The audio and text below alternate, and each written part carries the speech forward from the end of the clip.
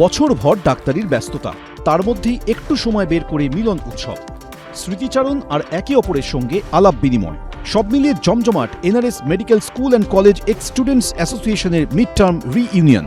এটা আমাদের বছরে দুবার হয়, একবার অ্যানুয়াল রিউনিয়ন আর একবার মিড টার্ম রিউনিয়ন। তো এটা আমাদের মিড টার্ম, এটা একটা ছোটো one day programme. Annual reunion আমাদের ডিসেম্বরের ফার্স্ট উইকেন্ডে 3 দিন ধরে হয়।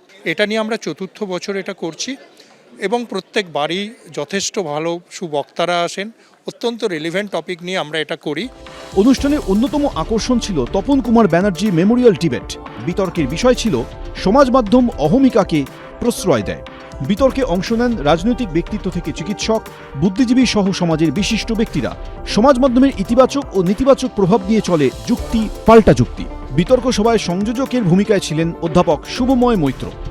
এটা একটা বাঙালি সংস্কৃতির আবহমান ধারা, যেখানে মানুষ চায়ের দোকান থেকে শুরু করে প্রাক্তনীদের আসর সব জায়গাতেই একটা তর্ক বিতর্কের মধ্যে থাকে এবং ওনাদের মূল কথা ছিল যে ঝগড়া নয় বিতর্ক, অর্থাৎ একটা সুস্থ সংস্কৃতি যেখানে মতটা একে অপরের বিরুদ্ধে হলেও সেই মতটা প্রকাশের যে স্টাইল, তার যে ভাবনা, তার বলার যে ধরন, তার মধ্যে দিয়ে আমার মনে হয় অত্যন্ত সুষ্ঠুভাবে সকলে কথা বলেছেন। আয়োজকদের দাবি, চিকিৎসকদের মধ্যে পারস্পরিক সম্পর্ক আরও দৃঢ় করতে এই অনুষ্ঠানের আয়োজন করা হয়।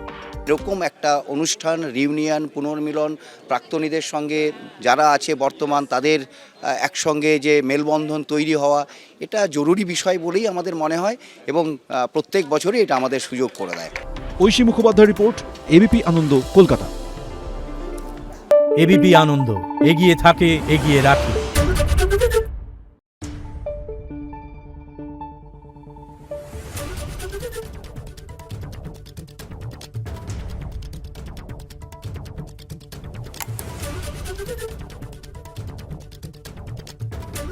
Thank you.